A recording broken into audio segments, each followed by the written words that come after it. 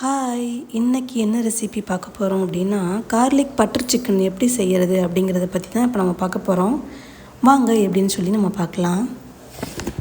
இது செய்கிறதுக்கு நான் 1/2 கிலோ சிக்கன் எடுத்திருக்கேன். அந்த சிக்கனை நல்லா கழுவிட்டு அதில் தேவையான அளவு உப்பு, தேவையான அளவு பெப்பர் பவுடர், இது ரெண்டையும் சேர்த்துட்டு எல்லா பக்கமும் நல்லா கோட் ஆகிற மாதிரி கையில் வச்சு பிணைஞ்சி விடுங்க. ரொம்ப அமுக்கி பிணைய வேண்டாம், லைட்டாக பிணைஞ்சாலே போதும்.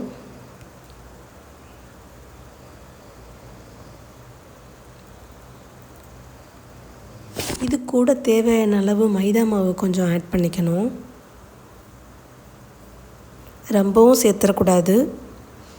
நம்ம எந்த அளவுக்கு சிக்கன் எடுக்கிறோமோ அந்த அளவுக்கு தேவையானது கொஞ்சம் நம்ம சேர்த்துக்கணும். ஃபுல்லாக மிக்ஸ் ஆகிற மாதிரி நல்லா கலந்துட்டு அப்படியே மேரினேட் பண்ணி ஓரமாக வச்சுடுங்க ஒரு 15 மினிட்ஸ் வரைக்கும்.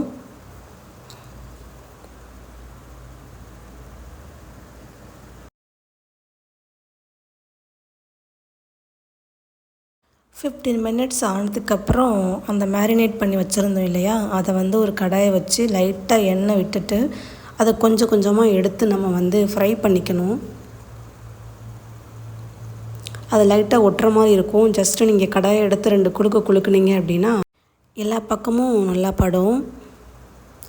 ஸோ இந்த மாதிரி நீங்கள் எவ்வளோ சிக்கன் வச்சுருக்கீங்களோ கொஞ்சம் கொஞ்சமாக போட்டு இந்த மாதிரி ஃப்ரை பண்ணி எடுத்துக்கோங்க. எனக்கு கடாய் கொஞ்சம் சின்னமாக இருக்கிறதுனால கொஞ்சம் கொஞ்சமாக போட்டு தான் நான் எடுத்தேன் ஃப்ரை பண்ணி. நீங்கள் கொஞ்சம் பெரிய கடாயாக இருந்துச்சு அப்படின்னா ஒரே ரவுண்டில் நீங்கள் போட்டு இந்த மாதிரி ஃப்ரை பண்ணி எடுத்துக்கலாம். கொஞ்சம் லைட்டாக இந்த மாதிரி கொஞ்சம் ப்ரௌனாக மாறும்போதே நம்ம கடாயிலேருந்து ரிமூவ் பண்ணிடலாம். ஏற்கனவே நம்ம இந்த மாதிரி ஃப்ரை பண்ணி வச்சுருப்போம் இல்லையா கடாய், அதே கடாயை யூஸ் பண்ணலாம். அதில் கொஞ்சம் பட்டர் கொஞ்சம் ஆட் பண்ணிக்கோங்க. இதுக்கப்புறம் சில விஷயம்னால வீடியோ ஒழுங்காக தெரியலை. இதுக்கப்புறம் என்ன பண்ணணும்னா, அந்த பட்டரை ஆட் பண்ணதுக்கப்புறம் குட்டி குட்டியாக நறுக்கின பூண்டு அதில் சேர்த்து நல்லா ஃப்ரை பண்ணிவிட்டு கொஞ்சம் மைதாவை ஆட் பண்ணணும். ஆட் பண்ணதுக்கப்புறம் கொஞ்சம் தண்ணியை நம்ம சேர்த்துக்கணும். தண்ணி கொதித்து வர்ற அந்த டைமில் 1 டீஸ்பூன் ஆரிகேனோ, 1 டீஸ்பூன் சில்லி ஃப்ளேக்கை ஆட் பண்ணிக்கணும். ஆட் பண்ணிவிட்டு அந்த தண்ணி நல்லா கெட்டியாக மாறும் மைதாவை சேர்த்துருக்கிறதுனால. அந்த டைமில் இந்த ஃப்ரை பண்ணி வச்சுருக்க சிக்கனை சேர்த்து நல்லா கிளறி விடணும். அப்படியே இது லோ ஃப்ளேமில் ஒரு 10 மினிட்ஸ் வச்சு அப்படியே வேக விடணும். ஆஃப்டர் 10 மினிட்ஸ் பார்க்கும்போது பாதி அளவு வெந்து வந்திருக்கும். அந்த டைமில் கொஞ்சம் பெப்பர் பவுடர் ஆட் பண்ணி அகெயின் ஒரு மூடி போட்டு ஒரு 10 மினிட்ஸ் வேக விட்டுறணும். அந்த 10 நிமிஷம் போனதுக்கப்புறம் ஓப்பன் பண்ணி பார்க்கும்போது இந்த ஸ்டேஜில் இருக்கும். இந்த டைமில் கொஞ்சம் நறுக்கின கொத்தமல்லி இருந்துச்சு அப்படின்னா அதையும் சேர்த்து நல்லா கிளறி விட்டுக்கோங்க. இறக்குற ஸ்டேஜுக்கு வந்துடும்.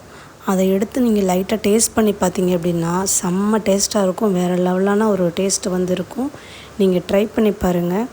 இதை நம்ம வெறும் வாயிலே சாப்பிட்லாம், அப்படி ஒரு டேஸ்ட்டாக இருந்துச்சு. நான் இந்த இறக்குறதுக்கு முன்னாடி லைட்டாக கொஞ்சம் பெப்பர் சேர்த்துக்கிட்டேன், கொஞ்சம் தூக்கலாக இருக்கட்டுமே அப்படின்னு சொல்லிட்டு. நீங்கள் வேணும்னா ஆட் பண்ணி பாருங்கள்.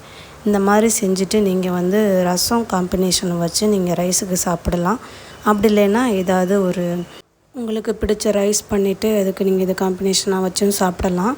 பட் நான் ரசம் காம்பினேஷனை வச்சு தான் இதை நாங்கள் சாப்பிட்டோம். ரொம்பவே சூப்பராக இருந்துச்சு.